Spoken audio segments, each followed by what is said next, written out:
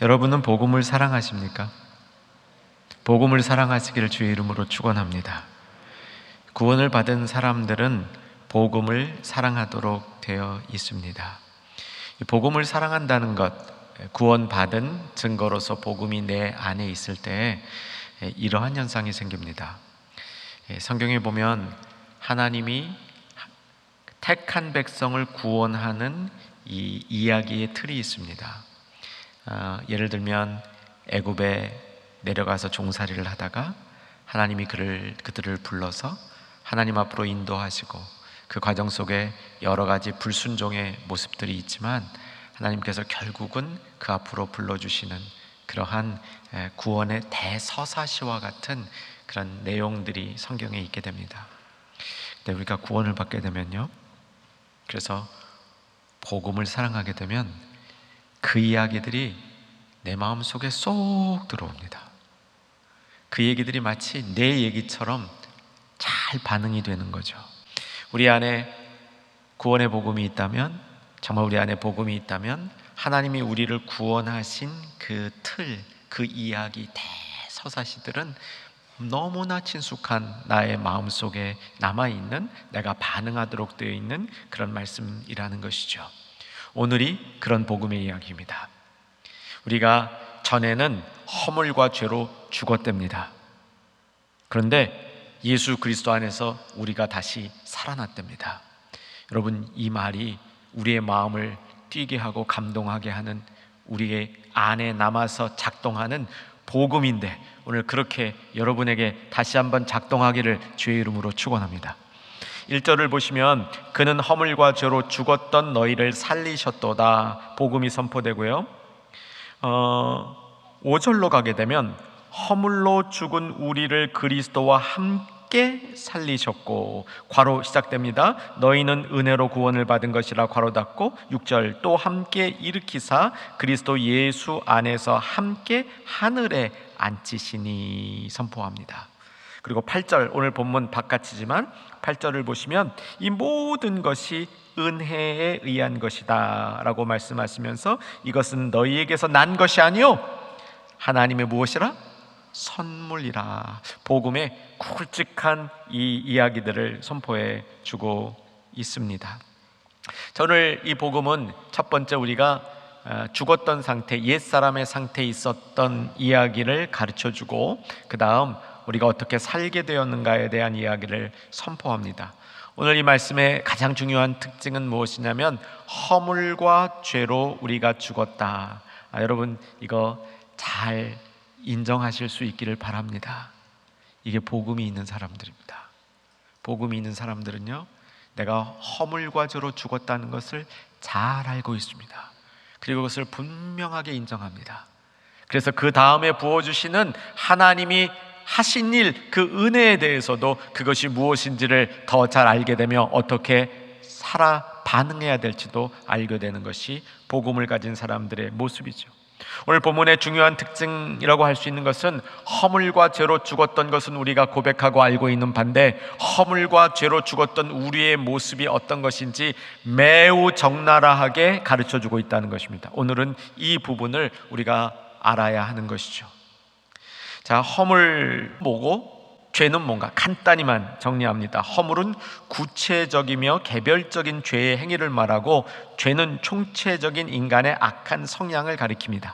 본문에서는 죄와 허물을 연결함으로 두 개를 굳이 분리시키지 아니하고 허물과 죄를 하나의 덩어리의 개념으로 보아서 우리가 하나님으로부터 멀어져 있는 상태, 곧 하나님과 도저히 어우러질 수 없는 그런 상태에 있음을 가르쳐주는 것이 허물과 죄다, 이렇게 보시면 되겠습니다. 죽었다고 합니다. 여러분, 이 죽었다는 말씀을 잘 이해해 두어야 됩니다. 여기서 죽은 것이 영적으로 죽은 것일까요? 육적으로 죽은 것일까요? 영적으로 죽은 것이죠. 그래서 원문의 표현을 보면 죽어 있다라는 말을 씁니다. 어떻게 죽어 있을 수 있습니까? 죽으면 죽은 것이지. 그런데 죽어서 그 상태가 계속된다라고 표현하고 있는 겁니다. 육신은 아직 살아있거든요. 기회가 있다는 말입니다. 누가복음 15장 24절을 자막으로 보려고 합니다. 보시면서 이 성경 말씀이 어떤 대목에 쓰이고 있는지 한번 그 기억을 더듬어 보시기 바랍니다. 누가복음 15장 24절 같이 읽습니다. 이 내 아들이 죽었다가 다시 살아났으며 내가 잃었다가 다시 얻었노라 하니 그들이 즐거워하더라. 이거 어디 나오는 말씀이죠? 탕자의 비유죠. 이 탕자의 비유 가운데 집 나간 둘째 아들이 돌아왔는데 아버지가 집 나간 둘째 아들, 집 나가 있는 상태를 뭐라고 표현하냐면 이 내 아들이 죽었다가라고 표현하는 거예요. 안 죽었거든요. 영적으로 죽었거든요. 육적으로는 살아 있었거든요. 근데 죽었다가 표현하는 겁니다. 요즘에 신학자들 중에 이 탕자의 비유를 그저 허랑방탕한 인생살이 살다가 정신 차려서 하나님께 돌아오는 이런 그 윤리적인 이야기가 아니고 이 이야기의 깊숙한 곳에는 인류의 운명에 관한 이야기, 인류가 마치 둘째 아들처럼 집을 떠나서 하나님 밖에 나가 있다가 죽었던 이 말씀에 근거하는 겁니다. 죽었던 그 모습, 그래서 반드시 돌아와서 살 수밖에 없다는 그런 가르침을 이 비유 속에서 찾아보는 것을 발견할 수 있습니다. 죄와 허물로 죽었던 이 죽었던의 의미는 하나님으로부터 버려지고 끊어진 상태, 죽음의 지배 아래 있음을 의미하는 겁니다.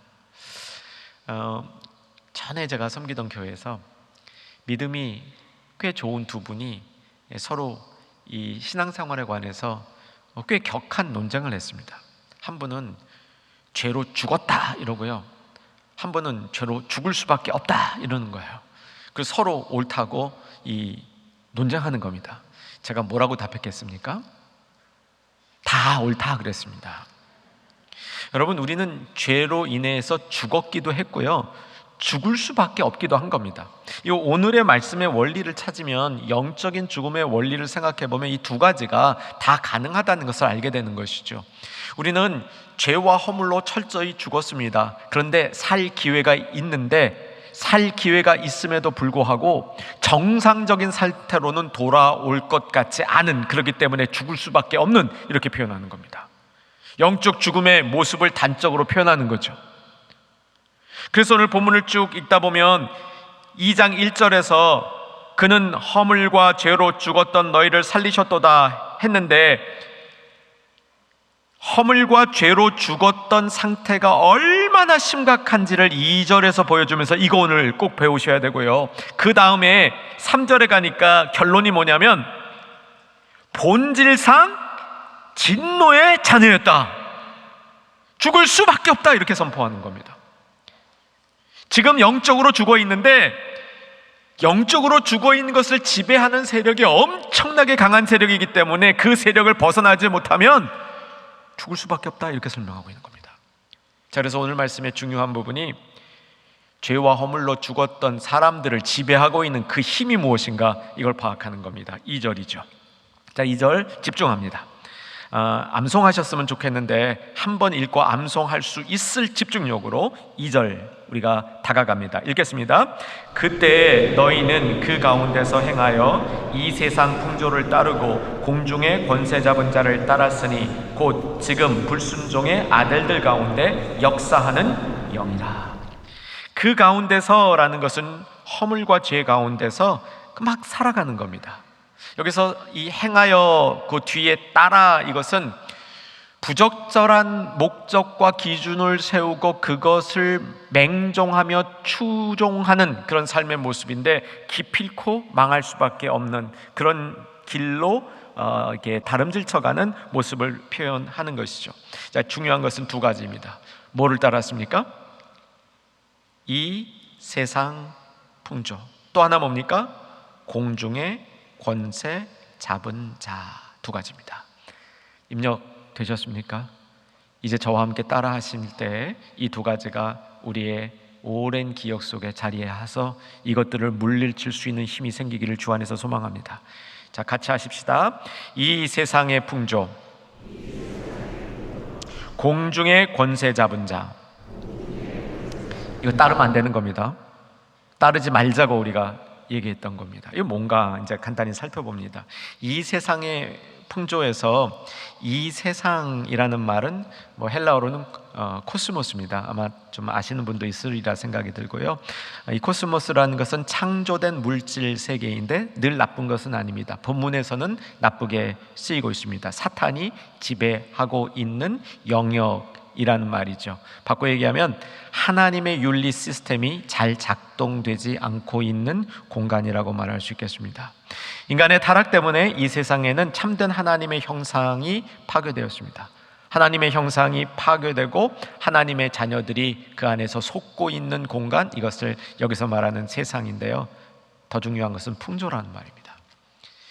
이 풍조라는 말의 원어는 시간부 기간이라는 것은 지나간다는 뜻이에요. 근데 그냥 지나간다는 쪽의 강조가 아니고 지나가는데 유행처럼 가치를 만들어서 사람들이 그걸 다 따르게 하는 거예요. 여러분, 그냥 우리말로 하면 유행이라고 보면 좋을 것 같아요.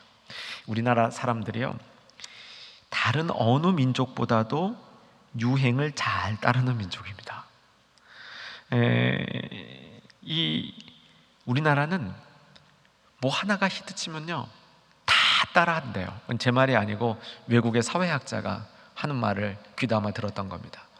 대한민국의 모습 특징 중에 하나가 뭘 하나가 인기를 끌면 그거를 다 따라해야 되는데 그거 안 따라하면 마치 자기가 바보 되고 낙오 된 자 같다는 거죠. 여러분, 21세기 문화 가운데 이런 시대의 가치를 하나님을 대적하는 영이 그것을 휘어잡고 그 힘이 이 세상을 이끌어가는 것이 21세기의 신앙생활에 있어서 가장 큰 적인데, 뭐 이렇게 뭐 우상 덩어리 만들어 놓고 다니엘 때와 같이 뭐 그런 데다 절하라 뭐 이런 게 이 그 신앙을 위협하는 게 아니거든요. 이 세상에 강한 흐름이 있는데 그 흐름을 안 따르면 내가 바보 될 것 같고 나는 망할 것 같고 우리 자녀들도 제대로 안 될 것 같고 그 흐름을 따라가야 되는데 이 흐름이 비성경적이야. 아주 강력하게 비성경적. 지금 또 일어나고 있잖아요. 강력하게 비성경적인 일인데 그것이 기준이 되고 맞는 것이고 사람의 도덕성과 이 사람의 무슨 평등성에 맞는 것이고 이런 걸 다 뒤집어 씌워가지고 그 강력한 세상의 흐름 속으로 믿는 사람도 내가 안 가면 바보 되고 주류에서 벗어나는 것. 근데 우리 민족은 이 주류에서 벗어나는 것을 다른 민족보다 더 힘들어한다는 거예요. 더 그것을 불편하게 생각한다고 얘기하는 거죠. 그러니 이 세상 풍조가 우리를 붙잡을 수 있는, 붙들어맬 수 있는 그런 이 가능성이 얼마나 많겠습니까? 반대로 하나님을 잘 믿는 사람도 이 세상 풍조를 따르지 않고 살 수 있을까? 이런 의문이 우리 가운데 들게 되는 겁니다. 공중권세 잡은 자, 이건 사탄을 뜻하는 겁니다. 공중권세 잡은 자는 사탄을 뜻하는데, 자 2절을 보시면요, 다시 한번 제가 읽어드리는데 잘 따라오셔야 됩니다. 그때 너희는 그 가운데서 허물과 죄 가운데서 행하여 그 모습이 첫째 이 세상 풍조를 따르고 둘째 공중권세 잡은 자를 따랐는데, 공중권세 잡은 자를 누구라고 얘기하냐면 그 다음은 공중권세 잡은 자의 다른 말이에요. 지금 불순종의 아들들 가운데 역사하는 영이라. 모든 불순종을 일으키는 거예요. 이 공중권세 잡은 자는 시대를 달리하면서 어느 시대에든지 간에 불순종을 막 일으키게 하는 그 영이라는 겁니다. 공중이라는 말을 헬라어로 보게 되면 하늘과 땅의 중간 지역을 말하는 그런 공간으로 해석이 됩니다. 그리고 유대인들은 이곳에 마귀 사탄이 자리를 틀고 앉았다라고 생각하는데, 엄격히 말하면 하나님이 계신 곳보다는 퍽 낮은 곳인데도 인간들이 보면 조금은 높은 곳이라 인간은 마귀의 힘이 커 보이고 그가 대단한 자리에 있는 것처럼 현혹될 수 있다고 얘기하는 겁니다. 이게 공중권세 잡은 자인데 여러분 기억해 두시는 게 좋을 것 같습니다. 우리가 죄와 허물에 빠져 있을 때 공중 권세 잡은 자 그 힘에 놀아난다는 겁니다. 아까 이 세상 풍조는 가치를 통해서 사람을 얽어매요. 그래서 그렇게 억압적이질 않습니다. 그런데 공중 권세 잡은 자는 지배력을 갖고 사람을 억압하는 겁니다. 이래서 이거는 조금 더 물리적인 세력이라고 말할 수도 있는 것이죠. 여러분, 하나님도 우리를 다스리시길 원합니다. 공중 권세 잡은 자는 우리를 지배하기 원합니다. 하나님이 우리를 다스리는 방법은 뭡니까? 하나님을 향하여 예배하게 하는 겁니다. 자유함을 주셔서 그 자유함을 가지고 스스로 다시 하나님을 섬기는 자가 되어서 그 자유함을 가지고 하나님이 주신 사명과 소명을 다른 것 생각하지 않고 그것을 이루어가려고 노력하는 게 하나님이 다스리는 방식인데, 공중 권세 잡은 자 불순종의 영은 그렇게 하는 게 아니라 지배하는 겁니다. 지배는 뭐냐면 지배를 함으로 자기의 유익을 챙기는 거예요. 지배당하는 자로부터 무언가를 빼앗는 겁니다. 그렇게 빼앗긴 것이 생명이죠. 허물과 죄로 죽었던 사람들, 이렇게 표현이 되는 겁니다. 사랑하는 여러분, 기억하십시다. 마귀도 우리를 가까이 하려 합니다. 하나님만 우리를 가까이 하려 하는 게 아니죠. 마귀도 우리를 가까이 하려 합니다. 마귀는 우리를 가까이해서 우리를 자기의 지배 아래 놓으려고 하는 거죠. 하나님은 우리로 하여금 하나님을 경배하고 하나님이 주신 자유를 따라 소명을 이루며 살도록 우리를 다스리며 통치하려 하시는 겁니다. 자, 다시 이제 본문의 흐름 속으로 돌아오십시다. 죄와 허물로 너희가 죽었을 때, 그때 어떤 모습이었냐면 이 세상 풍조를 따르고 공중의 권세 잡은 자를 따르고 그들의 가치를 따라서 그들의 지배를 따라서 맹목적으로 살았던 너희들, 이렇게 선포하는 겁니다. 공중의 권세 잡은 자가 불순종의 영이 되어서 불순종하는 모든 것 가운데 작동하며 역사하고 있었기 때문에 벗어날 길이 없었고 그 결과 진노의 자녀였다고 선포하고 있는 겁니다. 여기에 또 하나 문제가 있어요. 이건 외부에 있는 문제였잖아요. 이건 외부에 있는 문제인데, 인간이 허물과 죄로 죽을 수밖에 없었던 또 하나의 이유를 3절에서 설명하는데, 이것은 자신의 육신이라고도 부르는 바로 그겁니다. 자, 3절 보십시다. 3절 같이 읽습니다. 시작. 전에는 우리도 다 그 가운데서 우리 육체의 욕심을 따라 지내며 육체와 마음에 원하는 것을 하여 다른 이들과 같이 본질상 진노의 자녀였으며, 육체의 욕심을 따라 육체와 마음이 원하는 것을 하여, 이렇게 표현이 되죠. 이게 굉장히 중요하면서도 복잡하고 어렵습니다. 특별히 사도 바울이 쓴 편지들을 보면 육체를 도대체 뭐라고 표현하는가, 그걸 한눈에 보기가 많이 어렵습니다. 오늘은 중요한 부분 딱 하나만 정리하면서 여러분하고 같이 이 부분을 이제 드러내 보려고 하는데, 육체도 성경이 이제 육체, 육신 이렇게 말을 쓸 때 이 단어는 어떤 때는 좋기도 하고 나쁘기도 하는 거고요, 어떤 때는 부정적이에요. 안 좋아요. 우리 본문은 안 좋은 그 육체로 쓰이고 있는 겁니다. 그러니까 육체라는 말이 나올 때 다 안 좋은 거라고만 보면 안 돼요. 보통 보편적인 걸 수도 있습니다. 근데 여기 이 자리에서는 이 안 좋은 거예요. 근데 육체가 안 좋은 것으로 표현이 될 때는 왜 그러냐면, 이 육체 속에 욕심을 보관하는 성향을 갖고 있습니다. 그러니까 우리의 육체가 욕심을 보관해둬요. 이거 빨리빨리 버려버리면 얼마나 좋아요.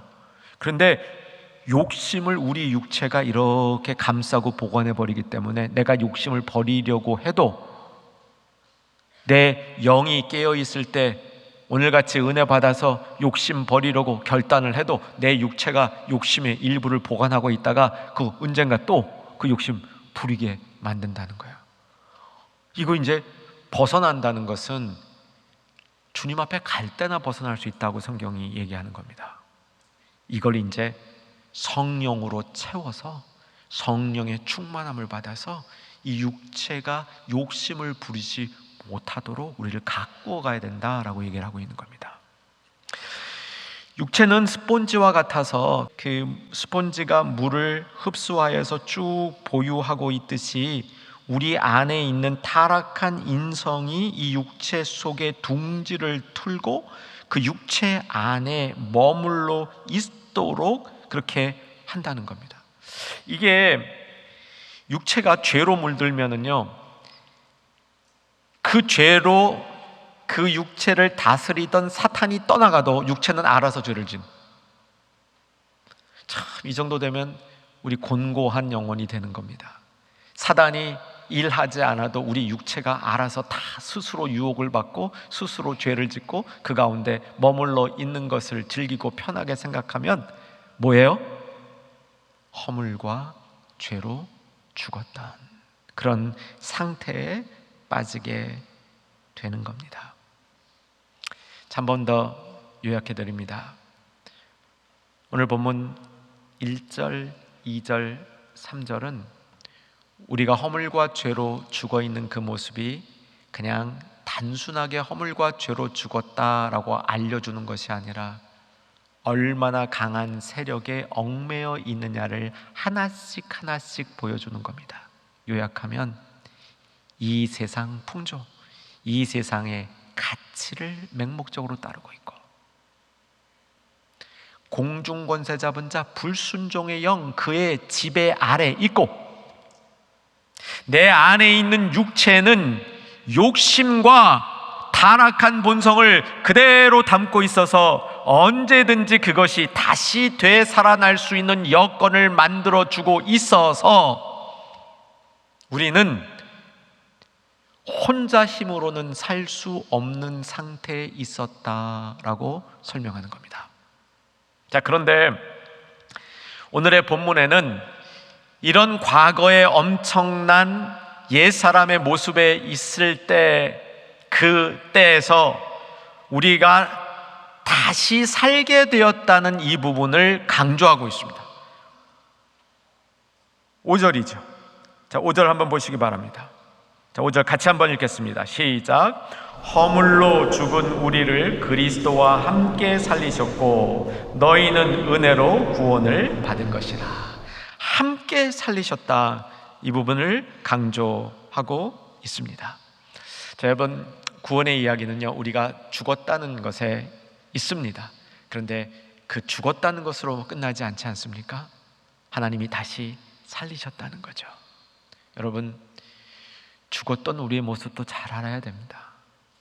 그래야 살리신 하나님의 능력, 살아난 다음에 우리가 무엇을 해야 되는지 이것을 잘 배우게 되는 거죠. 여러분, 다시 한번 축복합니다. 사랑하는 모든 중현의 가족들, 하나님의 백성들, 복음의 이야기에 마음이 활짝 열려있는 저와 여러분 되기를 주의 이름으로 축원합니다. 죄와 허물로 죽었던 사실 잘 인정해야 됩니다. 근데 오늘 이 소리를 우리가 잘 들으셔야 됩니다. 그리스도와 함께 살리셨다. 이 부분이 오늘 에베소서가 선포해주는 독특한 메시지입니다. 여러분, 보통 우리가 성경을 통해서 쭉 배워온 이야기를 한번 정리할게요. 우리는 죄 허물로 죽었습니다. 근데 하나님께서 이 세상을 이처럼 사랑하사 독생자를 우리에게 보내주셨습니다. 그 예수님께서 우리 죄를 대신 지시고 십자가를 지셨습니다. 그리고 부활하셨습니다. 이제 그를 믿는 자들은 회개하고 죄사함을 받고 믿을 때 우리 안에 오셔서 내주하시는 성령님을 경험해서 깨끗해지고, 그래서 우리는 영원한 천국에 가는 겁니다. 이게 우리가 알고 있는 복음이죠. 여러분, 제가 말씀해드린 이야기가 여러분의 가슴 속에 살아있는 복음이기를 주 안에서 소망합니다. 근데 오늘 말씀은요, 그런 얘기들이 다 지금 생략이 되고 있어요. 회개해야 된다, 믿어야 된다, 성령을 받아야 된다, 그 다음에도 믿은 다음에도 또 실패하고 또 회개하고 또 돌아올 것이다, 이런 말씀들이 여기 지금 다 생략이 되어 있고요. 한 가지 면이 강조되고 있는데, 그리스도와 함께 살았고 그리스도와 함께 일어났고 그리스도와 함께 하늘 보좌에 앉아있다, 이렇게 선포하는 겁니다. 내가 한 일이 전혀, 내가 할 일이 하나도 기록되어 있지 않아요. 내가 하는 일이 있습니다. 믿어야 돼요. 회개해야 됩니다. 성령을 갈망해야 됩니다. 주님 뜻대로 살려고 노력해야 됩니다. 예배에 참석하고요, 은혜 받아야 됩니다. 어떻게든지 세상에 물들지 않고 살아야 됩니다. 그런데 그 힘들이 나에게서 온 게 아니고 어디서 왔다고요? 그리스도와 함께, 그리스도에게 덧붙여진 거예요. 예수님이 살아나실 때 거기에 함께 붙어 살아난 겁니다. 예수님이 죽음에서 일어나실 때 거기에 붙어서 같이 일어난 겁니다. 그리고 예수님이 보좌에 앉으실 때 거기 같이 붙어갖고 더불어 앉은 거예요. 그러지 않으면 방법이 없는 겁니다. 내가 뭘 해서 찾아가지고 내 힘으로 같이 살도록 한 게 아니고 그냥 예수님 할 때 함께 붙어서 갔다는 거예요. 이게 함께의 신학입니다.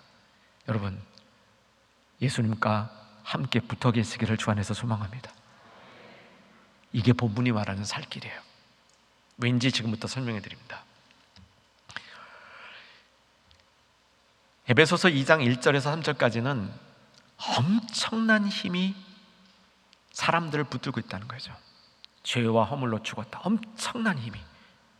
세 가지로 이렇게 드렸습니다. 엄청난 힘이 붙들고 있는 거예요. 근데 하나님의 힘은 그보다 더 세다는 거예요.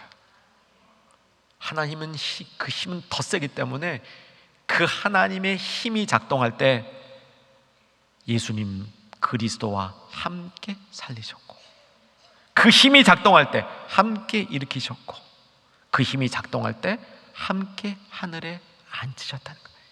이 방법밖에 없다는 거예요. 자, 지난주 말씀으로 가봅니다. 여러분, 지난주 말씀의 핵심, 사실 이 구절은 에베소서 전체 핵심 중에 하나입니다. 그래서 꼭 기억해야 될 말씀인데 1장 19절입니다. 지난주 말씀 1장 19절 찾아갑시다. 같이 집중해서 읽으십시다. 시작. 그의 힘의 위력으로 역사하심을 따라 믿는 우리에게 베푸신 능력의 지극히 크심이 어떠한 것을 너희로 알게 하시기를 구하노라. 저를 봐주십시오. 지난주 말씀 요약합니다. 바울은 기도 중에 하나님 알길 원했습니다. 그런데 하나님 알게 해달라고 기도하지 않았습니다. 참 지혜로웠죠? 어떻게 기도했습니까? 지혜와 계시의 영을 달라고 기도한 거예요. 근데 그 하나님을 아는 내용이 세 가지라고 말씀드렸습니다. 과거에 역사하신 하나님, 미래 역사하신 하나님, 현재 역사하신 하나님. 현재 역사하신 하나님, 요거만 우리가 기억하자고요. 뭡니까? 그의 능력의 지극히 크심. 그의 능력의 지극히 크심. 여러분, 오늘도 이 지극히 크신 하나님의 능력 앞에 있기를 주의 이름으로 축원합니다. 그 능력이 우리 가운데 역사하기를 주의 이름으로 축원합니다. 19절에 그렇게 선포한 다음 20절에 그의 능력이 또 나오는 거예요. 그의 능력이 그리스도 안에서 역사하사 죽은 자들 가운데서 살리시고 하늘에서 자기의 오른편에 앉으셨으니 그의 능력에 의해서 예수님이 일어나시고 그의 능력의 크심에 따라 예수님이 하늘 보좌에 앉으셔서 지금 모든 것을 발 아래에 두시고 통치하신다, 이걸 선포한 거예요. 그래서 지극히 크신 그의 능력의 역사하심으로 이 세상 풍조 안 따를 수 있고 세상 공중 권세 잡은 자 그 지배 세력 무력화시킬 수 있고 내 안에 있는 육체의 욕심 덩어리 다 이길 수 있다. 뭐로? 그의 크신 능력으로. 그래서 그의 크신 능력이 그리스도 안에서 역사하여서 그를 죽은 자 가운데서 일으키시고 하늘 보좌에 앉히실 때 우리도 그와 함께 붙여서 그와 함께 살리셨고 그와 함께 일으키셨고 그와 함께 앉혀 주셨다는 겁니다. 그렇기 때문에 우리가 믿을 수 있는 거고요. 그럴 수 있기 때문에 우리가 회개도 할 수 있는 거고요. 그렇기 때문에 우리가 성령을 사모하는 것이고, 그렇기 때문에 우리가 신령한 예배를 드리려고 노력하는 겁니다. 그와 함께 살리시고 일으키시고 앉히신 강력한 힘의 역사 때문에 그런 겁니다.